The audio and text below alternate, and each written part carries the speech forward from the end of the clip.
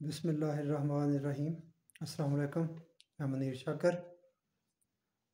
بات کرنی ہے کہ بندے کے کام کرنے میں اللہ کی مداخلت ماننے سے کیا کیا نقصانات ہیں، تو اس کا یہ 20واں نقطہ ہے، جو 20واں نقصان ہے وہ عرض کرنا چاہتا ہوں، اور یہ بہت بڑا نقصان ہے۔ بات غور سے سننے والی ہے کہ جب ہم یہ کہیں کہ اللہ بندے کے کام میں مداخلت کرتا ہے، میں تو مداخلت کی بات کر رہا ہوں، تو ہمارا تو بلکہ عقیدہ ہے کہ اللہ ہی سب کچھ کرتا ہے، اور یہ بات جو کوئی جتنے زور سے کہتا ہے کرتا ہے تو ہم سمجھتے ہیں وہ اتنا ہی زیادہ ایماندار ہے، اور بڑا اللہ پر اس کا کتنا بڑا بھروسہ ہے، تو یہ ہم اس کے بارے میں خیال کرتے ہیں۔ تو میں عرض کرنے لگا ہوں کہ جس بندے کا یہ عقیدہ ہے کہ اللہ بندے کے معاملات میں مداخلت کرتا ہے یا اللہ ہی سب کچھ کرتا ہے، تو ایسا عقیدہ رکھنے سے بندہ ابلیس اور مشرکین مکہ کے ہم پلہ ہو جاتا ہے۔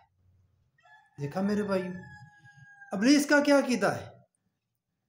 اس سے جب کہا گیا کہ تو نے سجدہ کیوں نہیں کیا تو گمراہ ہو گیا، تو اس نے آگے سیدھی سی بات کر دی اللہ سے، اغویتانی، یہ تو نے مجھے گمراہ کیا ہے، کیونکہ اس کا یہ عقیدہ ہے کہ سب کچھ تو اللہ ہی کرتا ہے، تو میں کیسے کر سکتا تھا ایسے؟ اللہ کے چاہنے سے ہی یہ ہوا، اللہ نے چاہا تو میں گمراہ ہو گیا، یا میں نے سجدہ نہیں کیا۔ یہ ہے ابلیس کا عقیدہ۔ تو میرے بھائیو، اگلا مشرکین مکہ، تو انہوں نے یہی بات کی کہ باری تعالیٰ اگر تو نہ چاہتا تو ہم اور ہمارے باپ و اجداد کس طرح بتوں کی پوجا کرتے؟ یہ تو نے چاہا تو یہ ہم اس لیے یا ہم اور ہمارے آباء و اجداد بتوں کی پوجا کرتے چلے آ رہے ہیں۔ تو دیکھا میرے بھائیوں، اس عقیدے کا نقصان، کرشمہ، کہ یہ اگر ہم عقیدے کے لحاظ سے، ایمان کے لحاظ سے شیطان اور مشرکین مکہ کے برابر ہم پلہ ہو گئے، تو ہمارا انجام کیا مختلف ہوگا ان سے؟ نہیں، بالکل نہیں ہوگا۔ اچھا، میں آپ اور ایک بات کرنا چاہتا ہوں، یہ تمہارا سیدھا عقیدہ نا، تو ہم یہ قرآن سے بھی آپ بیان کر دیتے ہیں۔ قرآن کی ایک آیت ہے، سورہ تکویر کی 29 نمبر آیت، بندے کا چاہنا کچھ بھی نہیں، اللہ کے چاہنے سے ہے۔ اس کا ترجمہ آپ جتنے قرآن پاک ہے آپ کھول کے دیکھ لیں، ان کے یہی ہے کہ بندہ کوئی چاہ ہی نہیں سکتا جب تک اللہ نہ چاہے۔ تو یہ کیا بات ہوگی؟ وہی بات ہوئی نا جو ابلیس کی ہے، جو مشرکین مکہ کی ہے، تو وہی ہم قرآن کی یہ 29 نمبر آیت تکویر کی اس سے یہ ثابت کر رہے ہیں۔ آیت نہیں کہہ رہی، یہ میں کہہ رہا ہوں یہ اس کا ترجمہ کر رہے ہیں۔ اس کے دو ترجمے ہیں، عربی کے الفاظ کے تو بہت معنی ہیں، اس کے یہاں دو معنی میں عرض کرنا چاہتا ہوں، تو گرامیٹیکلی نہیں بات کرتا، ویسے کرتا ہوں۔ ایک یہ ترجمہ یہی جو کر رہے ہیں کہ بندے کا چاہنا کچھ بھی نہیں، یہ اللہ کی چاہت سے، یہ بھی ترجمہ ہے۔ اور دوسرا ترجمہ کیا ہے؟ وہ یہ ہے کہ وہی چاہو جو اللہ چاہتا ہے۔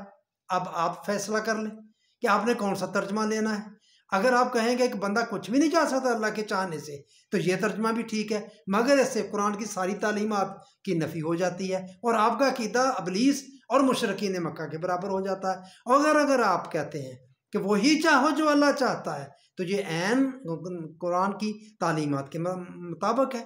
اللہ کی چاہت قرآن میں ہے، اور قرآن اللہ کی چاہت بتاتا ہے، اور آپ اس پر عمل کریں تو آپ کی اللہ کی چاہت پر چلے جائیں گے۔ اقبال کہتا ہے کہ تم قرآن پر عمل کرو، یہ تمہیں ویسا بنا دے گا جیسا اللہ چاہتا ہے۔ اللہ ہمیں کیسا چاہتا ہے وہ ہمیں قرآن میں بتا رہا ہے، اپنی پوری چاہت اس نے قرآن میں بتا دی ہے۔ تو میرے بھائیو، آپ غور کریں، ذرا پرکھیں پلیز، میں آپ سے ریکویسٹ کرتا ہوں کہ یہ دیکھیں آپ ہم کس طرح یہ دھڑلے سے بات کر دیتے ہیں، اور لگے ہوئے ہیں تبلیغ والے تو یہی بات کر رہے ہیں، سب کچھ جی اللہ کے قبضے میں ہے، اللہ کے قبضہ ہے، غلط مطلب لے رہے ہیں۔ ان اللہ علی کل شیء قدیر کا ہر شے کی قدریں ہیں، پیمانے ہیں، تفسیرات ہیں، خصوصیات ہیں ہر شے کی، اور وہ کس نے بنائی ہیں قدریں؟ وہ اللہ نے بنائی ہیں۔ بنانے والا کون ہے؟ قادر و قدیر ہے۔ اس طرح وہ ان اللہ علی کل شیء قدیر ہے۔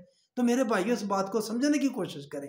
جب یہ بات کرتے ہیں تو ہم ابلیس اور مشرکین مکہ کے برابر ہو جاتے ہیں، تو اور ہمارا انجام بھی وہی ہوگا۔ میرے بھائیوں، میں آپ سے بس یہ التماس کر رہا ہوں۔ تو باقی یہ میری التماس درخواست آپ سے کہ آپ نے اگر میرے چینل کو سبسکرائب کیا جنہوں نے، ان کا بے حد شکریہ، اور جنہوں نے نہیں کیا ان سے ریکویسٹ ہے، التماس ہے، آپ پلیز میرے چینل کو سبسکرائب کریں، لائک کریں، آپ کمنٹس کیا کریں، آپ کی بہت مہربانی۔